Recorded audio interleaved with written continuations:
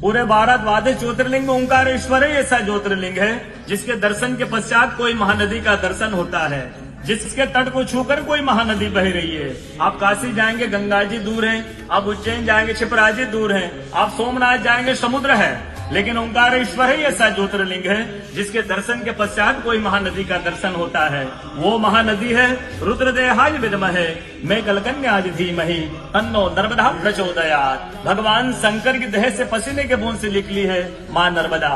भारतवर्ष में जितनी नदियां हैं सब उत्तर दक्षिण दक्षिण उत्तर की ओर बहती है, लेकिन माँ नर्मदा उदय से अस्सी की ओर बहती है, पूर्व से पश्चिम की ओर बहती है। भारतवर्ष में जितनी नदियां हैं उसमें नर्मदा ही नदी ऐसी है जिनके जितने कंकर हैं सब शंकर है।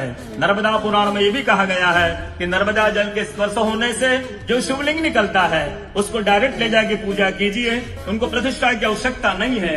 नर्मदा जल स्पर्श होने से वो स्वयं प्रतिष्ठित हो जाते हैं। अयोध्या में राम लला जी की जब स्थापना की गई थी तो नर्मदा का 2.5 फीट का नर्मदा का शिवलिंग राम जी के साथ अयोध्या में स्थापित किया गया था।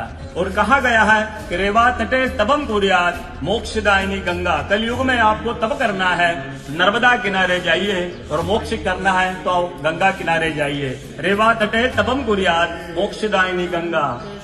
तो नर्मदा किनारे एक संत का, तपस्या संत का अनुभव बताता हूँ जो वर्षों से नर्मदा किनारे रहे। जब वो देखते हैं सुबह 3 से 4 बजे ब्रह्म मुहूर्त में एक कोई माई आती है, नर्मदा स्नान करके लौट जाती है। संतों को जिज्ञासा हुई कि मैं वर्षों से इस माँ को देख रहा हूँ, नर्मदा स्नान करके लौट जाती है। संत ने कहा कि कल मैं माँ से पूछूंगा, स्नान करके लौटेगी। वो माई सुबह 3 से 4 बजे ब्रह्म मुहूर्त में स्नान करके लौट रही थी। संत ने देखा माई स्नान करके लौट रही है। संत दौड़ते गए, माँ को साष्टांग दंडवत प्रणाम करके पूछा है माँ मैं वर्षों से आपको देख रहा हूँ, अब नर्मदा स्नान करके लौट जाती है, माँ अपना परिचय दीजिए। तो माँ अपना परिचय देती है, मैं गंगा हूँ, कलयुग में शुद्धिकरण के लिए नर्मदा स्नान करने के लिए आती हूँ।